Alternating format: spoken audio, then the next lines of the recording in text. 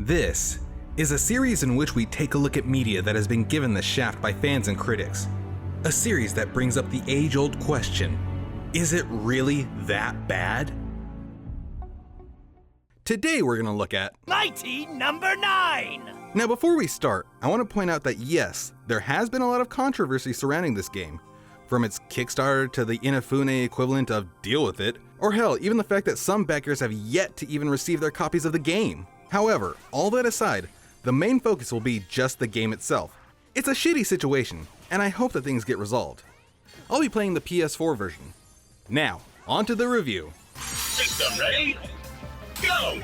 Mighty Number 9 is the story similar to that of Mega Man 10, or X, where robots begin rebelling and wreaking havoc on the masses.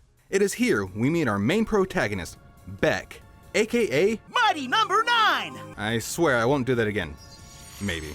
It's also here we meet his creator, Dr. White, who pretty much says nothing but, Beck, shit's fucked up! Oh, really? I hadn't noticed. Go save people! Yeah, sure, okay, whatever. Didn't even hear a please. It's then we get a minor tutorial in a similar manner to Mega Man X, and that's pretty much it. Even with the later portions of getting power-ups, that's all the tutorial you get, unless you actually take the time to talk to Call and get all the tips from her. After dealing with the boss of the area, we meet Dr. Sanda and Call, a fat guy who looks like the illegitimate child of Baymax and Peter Griffin, and the role of the game. It's here that we're, barely, told to go defeat the other Berserk Mighty Numbers and save the world. Great idea! Wait, what?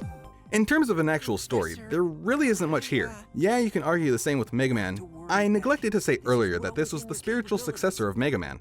So if I continue to make those comparisons, that's why. In terms of gameplay, it plays very similar to both Mega Man and Mega Man X, which you think would be a good thing, but it fails in both regards. It's not sure if it wants to be more classic Mega Man or X, and it keeps trying to find a balance between the two and fails. You got the typical run, jump, and shoot, defeat a boss and get their power, but there's also the dash, which is very similar to the dash in X. However, the main point of the dash is to absorb defeated enemies, which I'll admit is different, but I did enjoy it. The drawback is, if you're fighting a group of enemies, you're only able to hit that first enemy unless you have the red power-up, which can be quite a pain.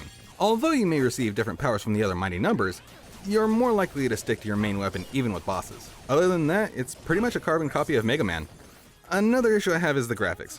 For what it's worth, I was expecting more. It looks more like a late PS2, early PS3 game. There's a section in Cryosphere's level where it's underwater and it just looks awful.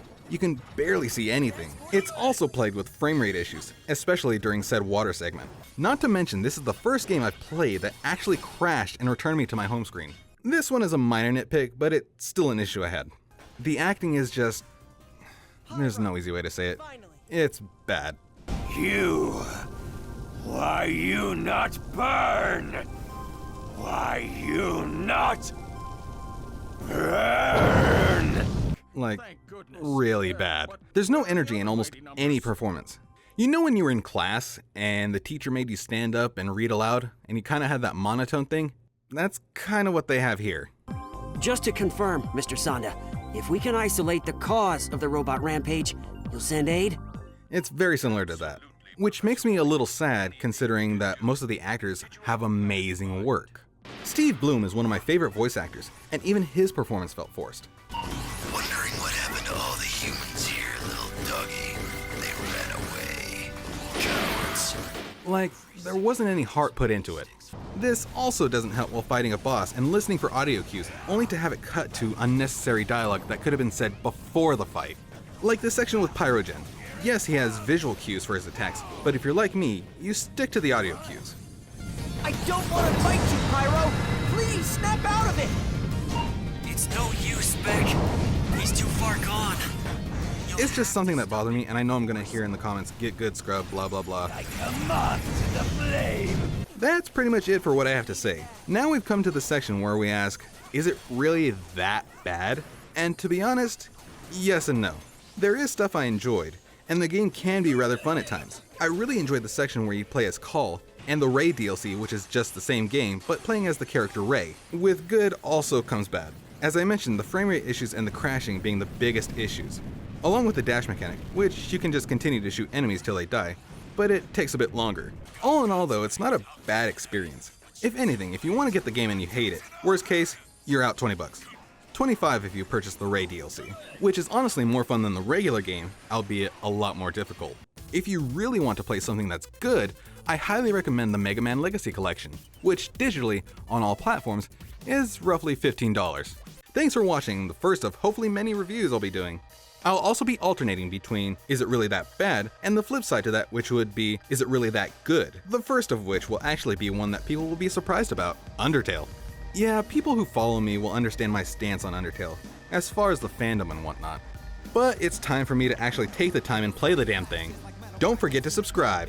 Also, like my Facebook page and follow me on Twitter. I also have my Patreon, and it would mean so much to me if you could pledge to it.